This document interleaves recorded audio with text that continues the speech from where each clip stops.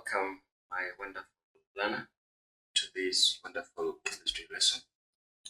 Today, we want to start a new area, oxidation and reduction. Chemistry is very sweet, very easy, and a wonderful subject to interact with.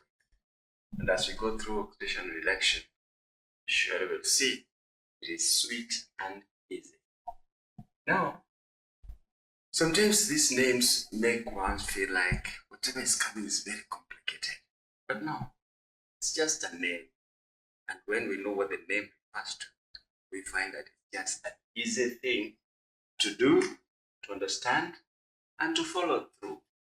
When we were doing the topic atomic structure, the nature of an atom, how it behaves, we came across the business of ionization of atoms as a means by which the atoms gain stability. And when we looked at the atoms, we said that some atoms gain electrons so that they have a fully filled outermost energy level, so that they are stable. Some atoms gain electrons so that they have a fully filled outermost energy level. And some other atoms lose electrons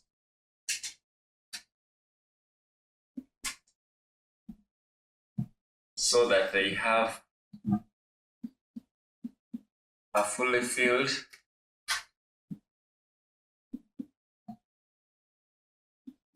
outermost energy level.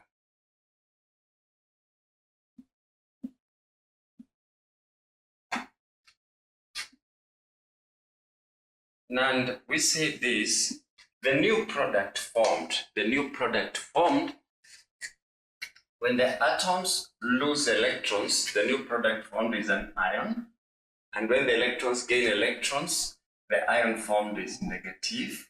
We call it the anion. When atoms lose electrons so that they get fully filled, the new product formed is also an ion. And the ion is positive, and this ion was called the cation. Now, these are things we went through, but we said some atoms gain electrons, some atoms lose electrons, and we ended it at that. Today, we want just to say this. This process of gaining electrons, is what we call reduction. I mean, there is nothing big about the name. We know atoms lose electrons, and the gaining of electrons is a reduction. Atoms lose electrons, and the process of losing electrons is what we call oxidation. And so there's nothing big about the big names, oxidation and reduction. Oxidation means losing electrons. Reduction means gaining electrons. And therefore, we can comfortably say oxidation is the losing of electrons, and conclude like so. And reduction is the gaining of electrons.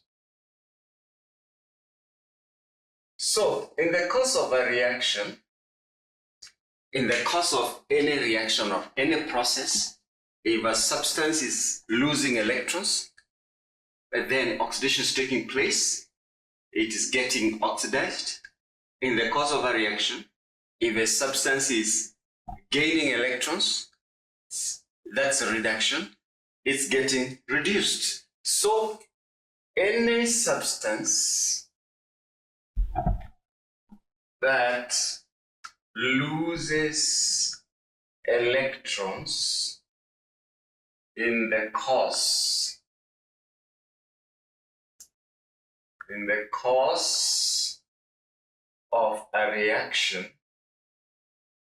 then that substance gets oxidized.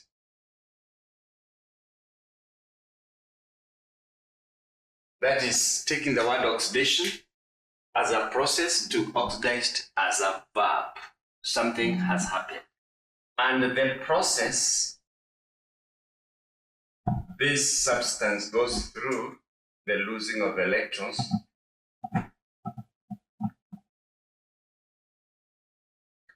is the oxidation. So oxidation is a process, but the substance gets oxidized. Likewise, any substance that gains electrons, any substance that gains electrons in the course of a reaction, or in the course of any process, it may not necessarily be a reaction, then that substance gets reduced.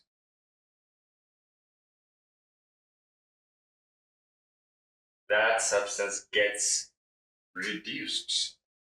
And the process this substance goes through, that is the gaining of electrons,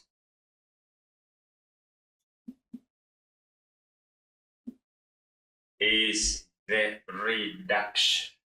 So these names don't mean much. They're just names of processes we know. We said when we studied the atomic structure, we came across the process of ionization, which is the process by which the atoms attain stability. For the atoms to gain stability, they must have a fully filled outermost energy level. And to have a fully filled outermost energy level, some atoms gain extra electrons so that the outermost energy level is fully filled. And so the process of gaining electrons takes place in some of the atoms. Some atoms lose electrons at the outermost energy level, so that when the electrons go, the remaining energy levels are fully filled, and that process takes place during ionization. We say that when the atoms lose electrons, they form positive ions, and those ions are called cations. When atoms gain electrons, they form negative ions, and those negative ions are referred to as anions. We're saying we discussed this just like gaining and losing electrons. Those processes are not given a name, but today we declare the gaining of electrons is a process given a name. It's called reduction. The losing of electrons is a process given a name. It's called oxidation. It's nothing new. It's something we have come across. So we can conclusively say oxidation is the losing of electrons and reduction is the gaining of electrons. That's a simple definition. We are giving a name to processes we already know. Now we can now look at that matter and say, in a process or in a reaction, when I say a process, it may not necessarily be a reaction. It could be electrolysis. That's a process. And it involves gaining and losing of electrons. Or it could be a reaction where one substance is reacting with another. But we want to say this, in a process such as a reaction, where in the course of the reaction, a given substance loses electrons, then that substance which loses electrons, we say it gets oxidized. And the process of losing electrons is the oxidation. One is an activity, the other one is a process. Likewise, in a reaction or in any process where one substance gains electrons, the substance that gains electrons gets reduced. The substance that gains electrons gets reduced. And the process where electrons are being gained is what we refer to as the reduction. And so there we are. Oxidation is the losing of electrons. Reduction is the gaining of electrons. And it is that simple. Now, let us look at something else concerning simple reactions.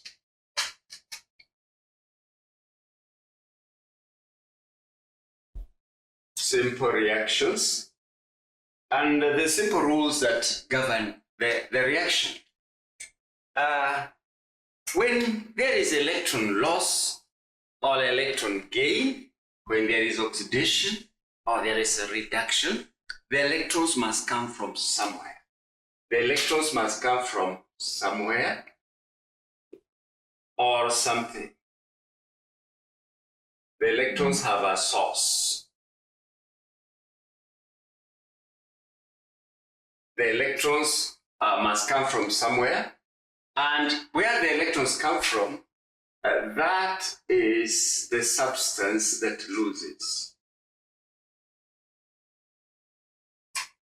So electrons don't exist freely. They have to come from somewhere. Electrons are in atoms. Electrons are in compounds. Electrons are basically part of our elements, and the elements, the most basic part of an element is the atom. Atoms combine to form molecules, different elements combine to form compounds, but the electrons remain as part and parcel of an atom. So when a substance has to lose electrons, then that is the source of the electrons that are being transferred to somewhere. Likewise, the electrons cannot leave. Electrons can't leave or be lost unless there is a destiny or a destination. The electrons cannot be lost unless there is a destination. And therefore, in these processes, one point or one substance will be the source of electrons being transferred from one point to another, and another substance will be the destination of where the electrons will be received. If there's no place to be received, the electrons cannot be lost. So we are trying to say in short this: if there is electron loss, if the electrons are being given out, if there is electron loss, there must be the electron gaining. Because the electrons must go somewhere. They must come from one substance and go to another substance. There's no case of electrons are lost and they go nowhere. Likewise, you cannot gain electrons unless they came from somewhere. Where we have electron loss, there must be electron gain at the same time. So the two processes, electron gain and electron loss, happen together in the same process. The two processes, the two processes of electron loss and electron gain, the two processes of electron loss and electron gain happen together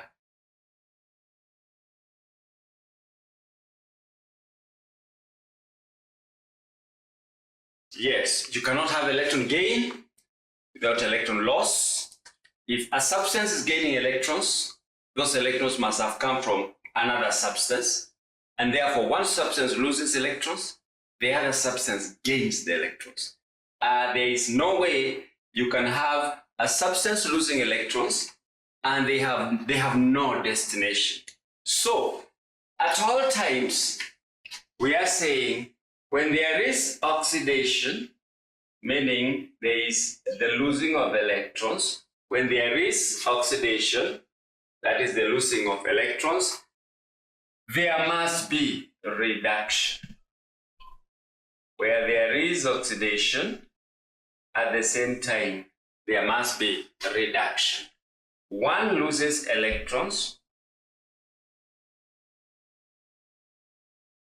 the other gains the electrons lost.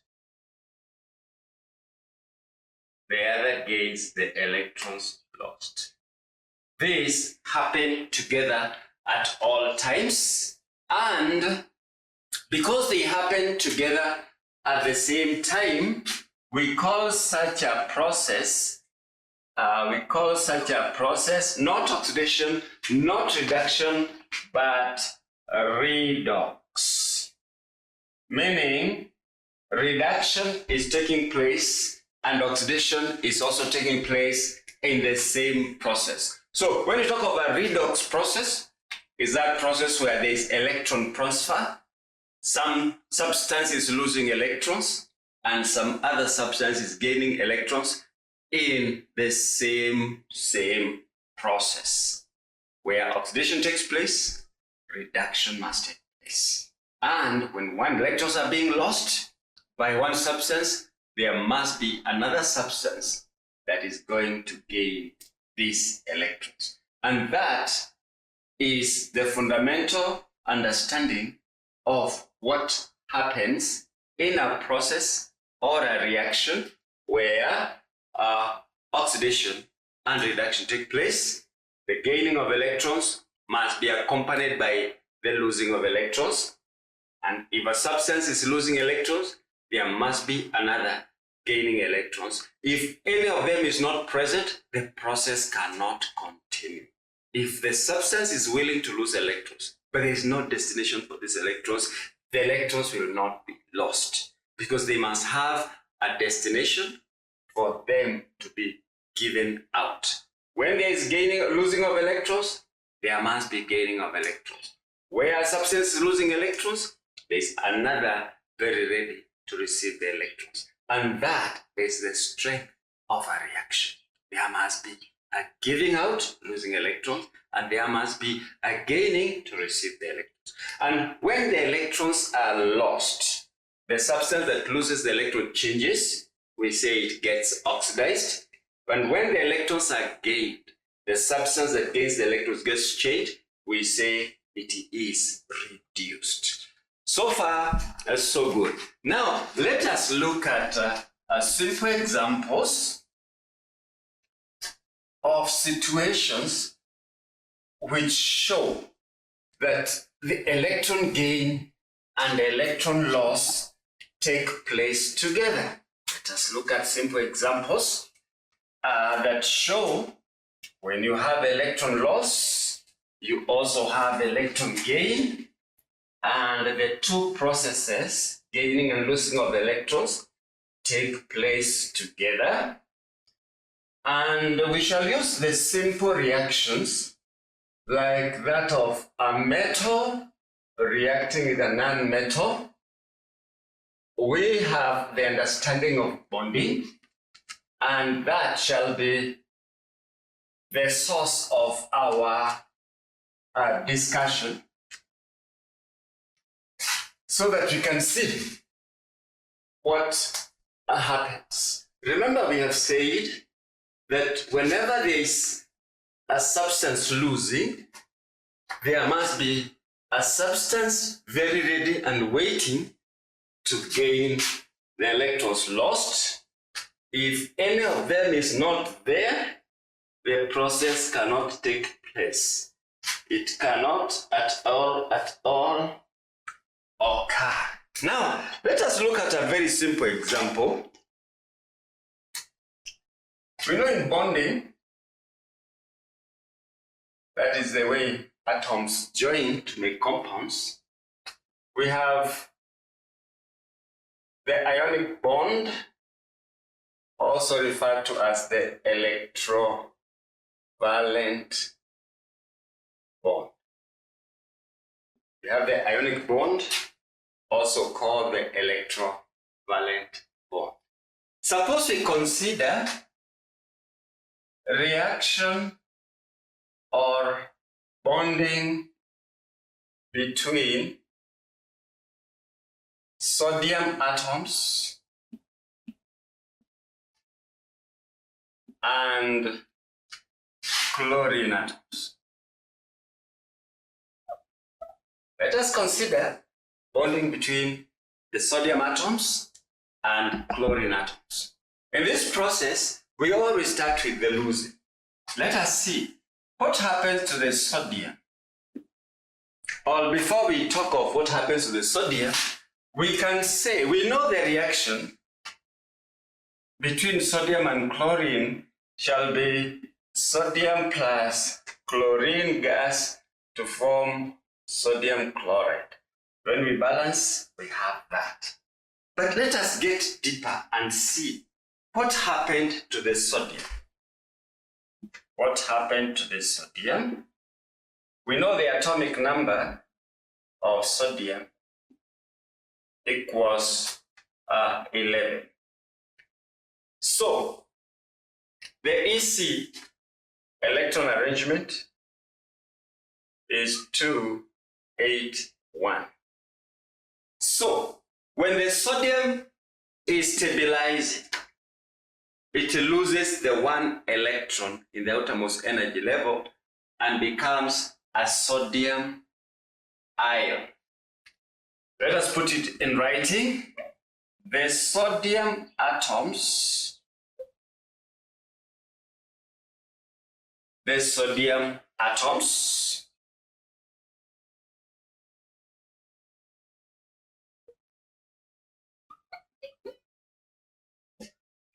of EC281, it's not 281, it is 281, and it's not read 2:8:1. It's not a ratio.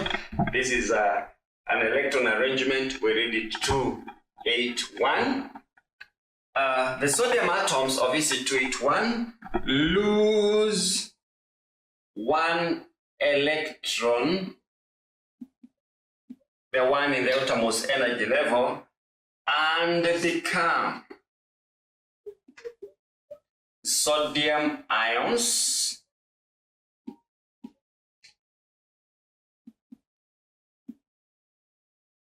of EC28, and we can say become positive sodium ions of EC28. We are saying the sodium atoms lose an electron and become the sodium ion plus the electron lost. That's the process. The sodium ions are losing electrons. So we can say the sodium atoms get oxidized. Why? Because the substance that loses electrons gets oxidized. Because the substance, in this case atoms, losing electrons get oxidized. So here we are looking at the reaction between sodium and chlorine. We have said, we know the normal reactant forms sodium chloride very directly. But what happened to the sodium? Let us look at what sodium is even before it embarks on the reaction. The sodium here, it has an atomic number of 11, so it has an electron arrangement or electronic configuration of 281. For it to stabilize, it loses the 1 electron in the outermost energy level. So we are writing the sodium atoms of EC281 lose the 1 electron and become sodium positive ions, Na plus, of EC28. And the reaction process, the equation for that process is what we have said here. Sodium atoms becoming sodium ions plus the electron lost. And we are saying the substance that loses electrons is the one that gets oxidized. So we are saying sodium atoms get oxidized because they are the substance or the atoms losing electrons. And the substance losing electrons is the one that gets oxidized. So the sodium atoms get oxidized. What happens now to the chlorine? What happens to the chlorine? Let us look at the details of the chlorine. Chlorine has an atomic number of 17, and therefore it has an EC, the electronic configuration or electron arrangement of 287. Chlorine having an EC of 287, for it to stabilize and have a fully filled outermost energy level, it must gain one electron so that the outermost energy level is full. So we can say the chlorine atoms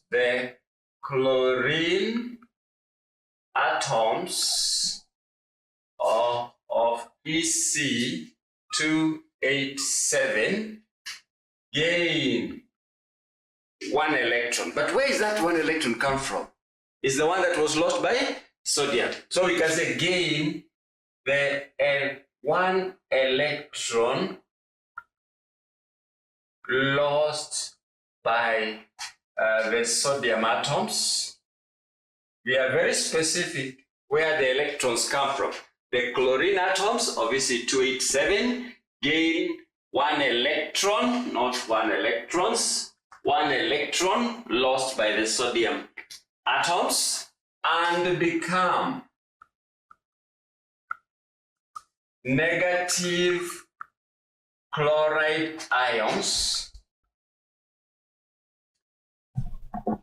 of EC288. We say the chlorine atom gains the electron and becomes a chloride ion. That's exactly what happens to the chlorine atoms. And we can say here, chlorine atoms gain electrons.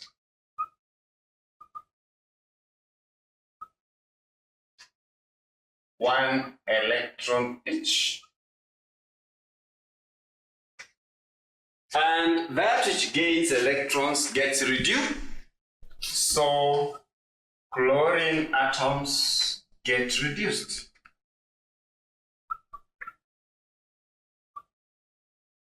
The chlorine atoms get reduced. And we can say the substance that gains electrons gets oxidized, and our chlorine atoms, the substance that gains electrons get reduced, and therefore our chlorine atoms get reduced. And now we can see the two processes take place together. The two processes take place together. There is the losing of electrons and there is the gaining of electrons. The sodium atom is losing electrons, it's getting oxidized. The chlorine atoms are gaining electrons, they are getting reduced. The oxidation and the reduction take place together. Whenever there is a substance losing electrons, there must be another gaining these electrons, and that is why the oxidation and the reduction occur together, and we call it the redox reaction. So we can summarize this information in a simple equation. We can say sodium atoms plus chlorine gas forms sodium ions plus chloride ions. We have put them that way. We know they form a compound, but we can separate them like that so that we put emphasis on what we want to put emphasis. If you put the electron arrangement for these species, this is 2, 8, 1. These are ECs for all. each atom here is 287. The ion formed here is 28, and the ion formed here is 288. If we were to look at this now and track what happened to each, sodium here becomes this one here. What happened? It shifted from 281 to 28, which means it lost one electron. Sodium atoms lost one electron. Losing of electrons is oxidation. So we can say the sodium atoms get oxidized. And therefore here, oxidation is taking place. The losing of electrons is taking place. When we look at the chlorine, it shifts from the atom here to the ion here. Look at the ECs and see what happened. It changed from 287 to 288, meaning it gained one electron in the outermost energy level. And we can say the chlorine atoms gain one electron.